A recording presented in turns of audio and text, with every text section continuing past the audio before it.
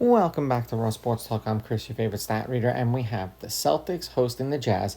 And this is a game that I imagine you just probably just should not bet on. But we have the Celtics at 17-point home favorites. The over-under is at 226. The Jazz are plus 900 on the money line, and the Celtics are minus 1600. Now, these are the overnight odds. They're going to change the closer we get to tip off tomorrow. I don't think I've seen, I want to say in the last 5 years or so, NBA spreads where on a night in and night out basis, there are games that are 15, 17, 12, and it seems to be happening. And not only are these teams, a lot of these teams are losing by more than that, which is just absurd. They have not played each other yet this year. The Jazz, there's 0.8 of a second left. They're down by 4 against the Sixers. They started Sensabaugh, Martin, Flipkowski, Yazang, and Collier. That's who was on the court for them. And then when we flip it over to the Celtics, it is supposed to be White, Holiday, Brown, Tatum, and Horford. Horford and Tatum are listed as questionable. Now understand that every NBA team has 30 minutes before the game to confirm who's going to play and who isn't. Even if they know the night before, I guess they want to say it's strategic, but the Jazz are god-awful, and we know that they're playing for a ping-pong ball. So doesn't really matter who they're going to put out on the court. They're effectively, in my opinion, trying to lose. Head-to-head, these teams are 5-5 against each other. The Celtics are on a 3-game winning streak against the Jazz. The favorite has won and covered the last 2. The favorite is 5-5 against the spread. The favorite is 7-3 on the money line. The over is 5-4-1, and the over-under at 226 is 5-5. The Jazz, if they do lose tonight, they will cover, provided that they don't give up any more free throws, because they were 7-point underdogs. They'll be on a 5-game losing streak.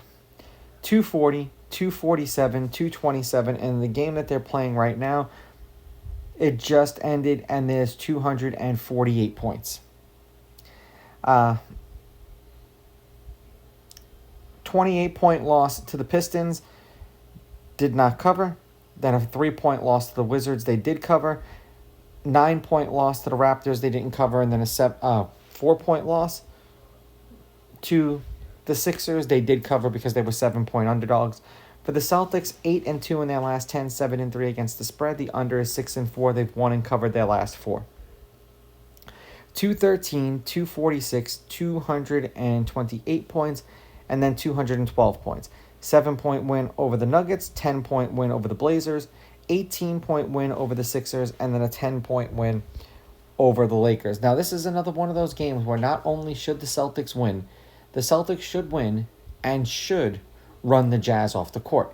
However, when we say that, the Celtics don't do it. Now, that's just the bottom line of it, because, yeah, they're in Philly, so it's not a super far flight there. But I mean, do you really trust 17 points? That's a lot of points. And I'm just trying to look and go and see if the Celtics,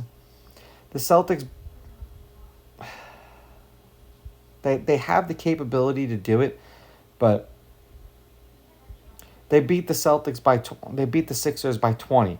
That's the only game that's really been like an ass whooping in their last 10 games. I'll take the Celtics on the money line. I'm going to take the Jazz getting the points, because I do imagine at some point the Sixers, I keep saying that because I was looking at the score. The Celtics are going to pull their starters because it's a meaningless game.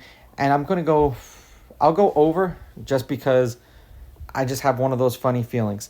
These are just my picks. If you disagree, please go with your gut, and please bet responsibly.